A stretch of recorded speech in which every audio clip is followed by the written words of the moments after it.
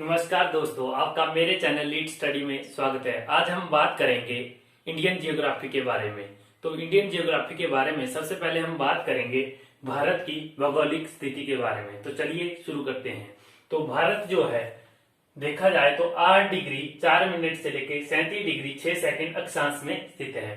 तो 8 degree 4 minute से लेके 37 डिग्री 6 सेकंड के अंतर्गत जो है भारत की जो सीमा रेखा है वह आती है अक्षांश के रूप में यदि हम देखें। और यदि अगर बात करें हम देशांतर की, तो भारत जो है 68 डिग्री 7 मिनट से लेकर 97 डिग्री जो देशांतर जो रेखा है भारत की वहां तक स्थित है। तो 68 डिग्री आया यहाँ पे और 97 डिग्री आया यहाँ पे।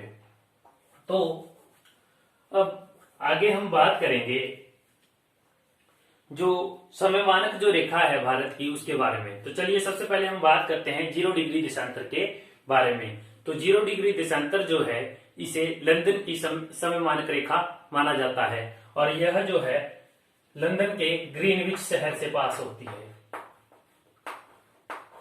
समय मानक रेखा से तात्पर्य वह रेखा है जो कि जिसके अनुसार जो है किसी शहर या किसी देश का समय देखा जाता है। तो लंदन का जो समय है वह 0 डिग्री देशांतर के द्वारा देखा जाता है। अब हम बात करेंगे अगली जो भारत की जो समय मानक रेखा है वह कितने डिग्री देशांतर से पास होती है। तो भारत की जो समय मानक रेखा है 82.5 डिग्री से पास होती है तथा यह यूपी के जो इलाहाबाद जो क्षेत्र है वहां के नैनी क्षेत्र से पास होती है। इलाहाबाद के भारत की जो समय मानक रेखा है वह सबसे पहले तो 82.5 डिग्री देशांतर से पास होती है तथा यह इलाहाबाद के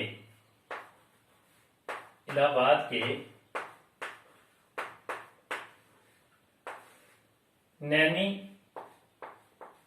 क्षेत्र से पास होती है। इलाहाबाद के नैनी क्षेत्र से पास होती है। अब हम बात करेंगे कुछ अन्य बिंदुओं की, ठीक है।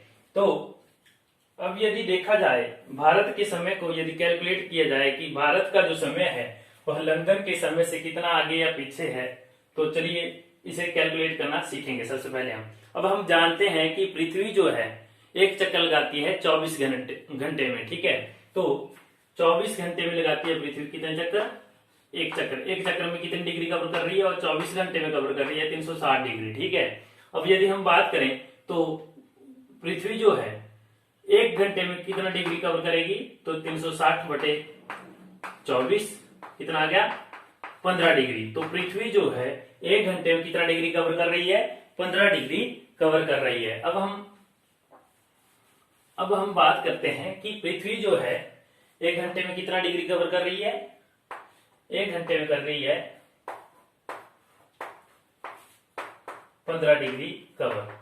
तो हमारे जो समय मानक रेखा है 82.5 डिग्री से पास होती है। अब यदि हम देखें तो 15 को यदि 5 से मल्टीप्लाई किया जाए तो बनते हैं 75। तो 5 घंटे तो ऐसे ही हो गए। हमारा जो समय है लंदन के समय से 5 घंटे तो वैसे ही आगे हो गया। बच गए कितने? 75 प्लस कितना? 7.5। तो ये किसका आधा होता है? 15 का। तो भारत का जो समय है वह लंदन के समय से कितने घंटे आगे हो गया? 5.5 घंटे आगे हो गया। मतलब यदि लंदन में सुबह के 2 बज रहे हैं तो भारत में सुबह के 7:30 बज रहे होंगे। अब बात करते हैं भारत के गुजरात तथा अरुणाचल प्रदेश के समय के बीच के अंतर के बारे में। तो हम देखते हैं कि गुजरात में जो समय है, गुजरात की जो क्या बोलते हैं देशांतर जो रेखा है जहां से भारत स्टार्ट होता है 68 डिग्री तथा अरुणाचल प्रदेश के पास ये कहां तक जाती है? 97 डिग्री तक जाती है। तो इसके बीच कितना अंतर हुआ? 30 डिग्री अंतर हो गया। तो यदि हम बात करें 30 डिग्री तो 15 डिग्री कवर करने के लिए लगता है 1 घंटा, 30 डिग्री कवर करने के लिए लगेंगे 2 घंटे, ठीक है। तो मतलब यदि गुजरात में सुबह के 5 बज रहे हैं तो अरुणाचल प्रदेश में कितने बज रहे होंगे? तो 2 घंटे आगे, मतलब सुबह के 7 बज रहे होंगे। अब हम बात करेंगे भारत की ये जो समय मानक रेखा है जो कि 82.5 डिग्री से पास होती है, यह किस किस राज्य से गुजरती है। तो यह जो है यूपी से तथा मध्य प्रदेश से, छत्तीसगढ़ से, उड़ीसा से तथा आंध्र प्रदेश से पास होती है। तो भारत की समय मानक रेखा की यदि बात करें समय मानक रेखा की, तो किन किन राज्यों से पास होती है। सबसे पहले आया आपका यूपी से, उसके बाद एमपी से मतलब मध्य प्रदेश से, उसके बाद आया छत्तीसगढ़ से पास होगी, और उसके बाद देखा जाए उड़ीसा तथा आंध्र प्रदेश, उड़ीसा तथा अंत में आता है आपका आंध्र प्रदेश।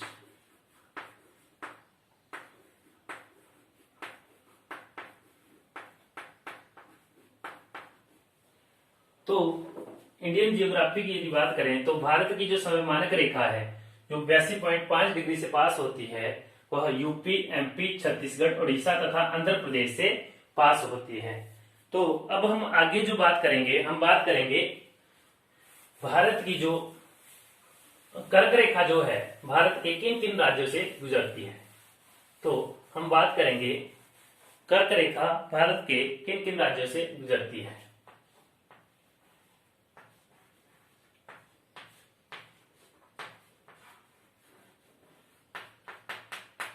तो कर्क जो रेखा है यह भारत के किन किन राज्यों से गुजरती है। तो यह भारत के गुजरात से, मध्य प्रदेश से, गुजरात, राजस्थान, मध्य प्रदेश, छत्तीसगढ़, झारखंड, पश्चिम बंगाल तथा त्रिपुरा और मिजोरम से गुजरती है। तो कर्क जो रेखा है यह भारत के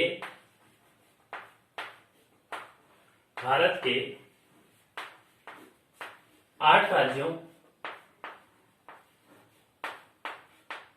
से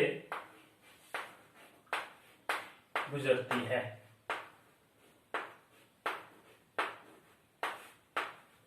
इन 8 राज्यों में कौन कौन आते हैं। सबसे पहले आ गया आपका गुजरात, उसके बाद आया आपका राजस्थान,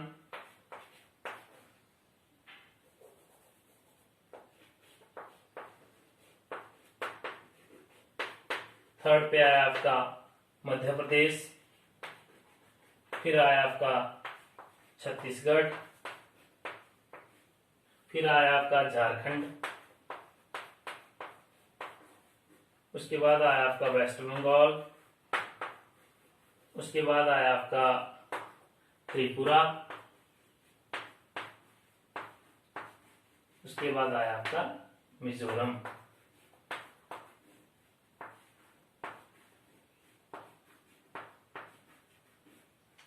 तो भारत की जो कर्क जो रेखा है ये भारत के 8 राज्यों से गुजरती है, जिनमें गुजरात, राजस्थान, मध्य प्रदेश, छत्तीसगढ़, झारखंड, पश्चिम बंगाल, त्रिपुरा और मिजोरम आदि राज्य आते हैं।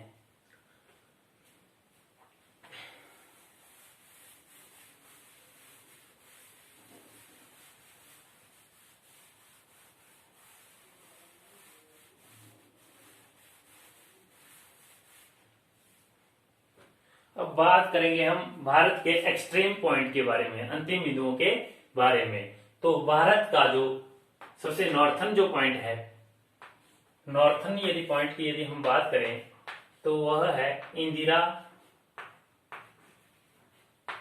कॉल। क्या है? इंदिरा कॉल, जो किसके अंतर्गत आता है? यह आता है लद्दाख जो केंद्र शासित प्रदेश है उसके अंतर्गत आता है। इससे पहले यह जम्मू कश्मीर राज्य के अंतर्गत आता था, लेकिन अब जो है जम्मू कश्मीर तथा लद्दाख को अलग अलग केंद्र शासित प्रदेश घोषित कर दिया गया है, जिस कारण अब यह लद्दाख में पड़ता है।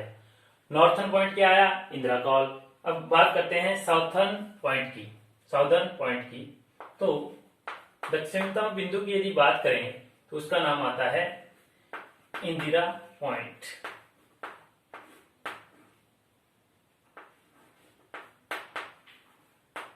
तो यह किसके अंतर्गत आता है? यह ग्रेट निकोबार के अंतर्गत आता है, ग्रेट निकोबार। जो कि यहाँ यहाँ जैसे मिलेगा आपको, यहाँ पे अंडमान एंड निकोबार आता है, जिसमें जो है अंडमान के 4 जो द्वीप समूह है, जैसे कि आपका little north Andaman, middle Andaman, little Andaman and south Andaman, तथा निकोबार के 2 जो मेन जो द्वीप है वो है जैसे कि ग्रेट निकोबार और कार निकोबार। तो ग्रेट निकोबार के अंतर्गत आता है हमारा दक्षिणतम बिंदु, जिसका नाम है इंदिरा पॉइंट। अब यदि बात करें फील्ड पर जो है दक्षिणतम बिंदु कौन है, ये तो बीच में समुद्र या हम बोल सकते हैं कि बंगाल की खाड़ी वगैरह बीच में आ रहे हैं, लेकिन यदि बात करें ऑन द फील्ड तो कन्याकुमारी, जिसे कि कैमूरिन के नाम से भी जाना जाता है, वह भारत का दक्षिणतम बिंदु है। यदि फील्ड पर बात करें, यह किसके अंतर्गत आता है, तमिलनाडु के अंतर्गत आता है। तो साउथर्न पॉइंट क्या हुआ, कन्याकुमारी, कैमूरिन के नाम से भी जाना जाता है तथा तमिलनाडु के अंतर्गत आता है। अब बात करते हैं वेस्टर्न पॉइंट की। तो वेस्ट की साइड देखा जाए तो इसके अंतर्गत आता है गौर माता, जो कि गुजरात में पड़ता है। तो यदि बात करें पश्चिम साइड तो गुजरात का जो गौर माता क्षेत्र है भारत का पश्चिमतम बिंदु है, ठीक है। अब हम बात करेंगे ईस्ट साइड की। ईस्ट साइड में अरुणाचल प्रदेश के अंतर्गत जो है भारत का सबसे जो पूर्वी बिंदु है वह किबुथु है। तो यह अरुणाचल प्रदेश के अंतर्गत आता है। तो नॉर्थ पॉइंट की यदि बात करें तो लद्दाख, साउथ पॉइंट की यदि बात करें, लद्दाख नहीं, इंदिरा कॉल जो कि लद्दाख के अंतर्गत आता है। साउथ की बात करें तो इंदिरा पॉइंट जो कि ग्रेट निकोबार के अंतर्गत आता है। यदि साउथ पॉइंट की बात करें ऑन द फील्ड तो कन्याकुमारी, जिसे कि कैमूरिन के नाम से भी जाना जाता है, जो कि तमिलनाडु के अंतर्गत आता है। यदि बात करें वेस्टर्न पॉइंट की, गौर माता जो कि गुजरात में पड़ता है। और यदि बात करें ईस्टर्न पॉइंट की तो किबिथु जो कि अरुणाचल प्रदेश के अंतर्गत आता है, ठीक है।